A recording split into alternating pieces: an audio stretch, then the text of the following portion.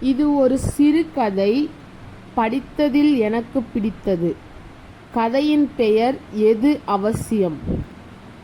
கல்லுப்பட்டி கிராமத்தில் ஒரு நூலகம் அமைக்கப்பட்டிருந்தது. அதை திறந்து வைக்க பிரபல எழுத்தாளரை அழைத்திருந்தனர் மக்கள்.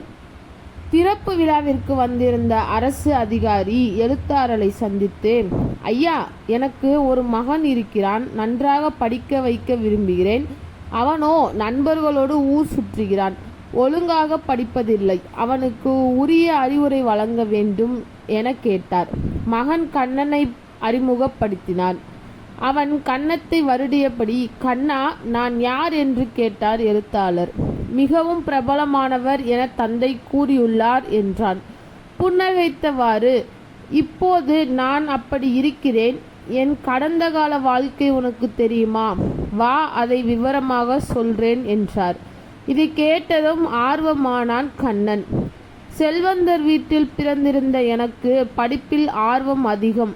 கடினமாக படித்து வகுப்பில் முதல் மதிப்பெண் எடுப்பேன். என் துரதிர்ஷ்டம், 13 வயதில் பெற்றோர் விபத்தில் இறந்தனர். தொழில் சார்ந்து தந்தை நிறைய கடன் வாங்கியதால் எல்லா சொத்தும் கையை விட்டு சென்றது. உறவினர்கள் பாரமாக கருதி விரட்டியதால் ஏதுமற்று நடுரோட்டில் நின்றேன். என் நிலையை உணர்ந்த ஒருவர் டீ கடையில் வேலைக்கு அமர்த்தினார். கடைக்கு அருகில் பள்ளி ஒன்று இருந்தது. ஒவ்வொரு நாளும் அங்கு பாடம் நடத்துவதை கவனமாக கேட்பேன். ஒரு நாள் பள்ளியில் ஆரவாரமும் கைத்தட்டும் ஓசையும் கேட்டது. ஆர்வத்துடன் எட்டி பார்த்தேன். மாணவர்களுக்கு வினாவிடை போட்டி நிகழ்ந்தது. உள்ளே செல்ல முயன்றேன். காவலாளி அனுமதிக்கவில்லை.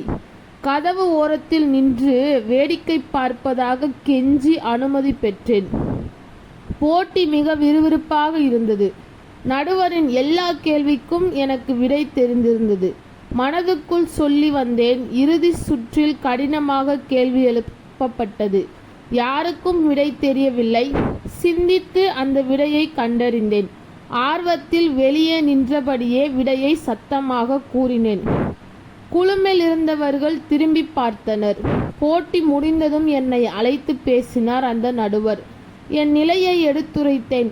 கையோடு அழைத்து சென்று பள்ளியில் சேர்த்தார். இவ்வாறு படித்த எனக்கு இன்று மரியாதை கிடைக்கிறது. இதற்கு என் முயற்சியும் படிப்பும் தான் காரணம். கல்வி மிகவும் அவசியமானது. அனுபவ கதையை இயல்பாக கூறி முடித்தார் எழுத்தாளர். ஐயா, மன்னியுங்கள். இனி படிப்பில் தீவிரம் காட்டுவேன். மனம் திருந்தி உற்சாகத்துடன் கூறினான் கண்ணன்.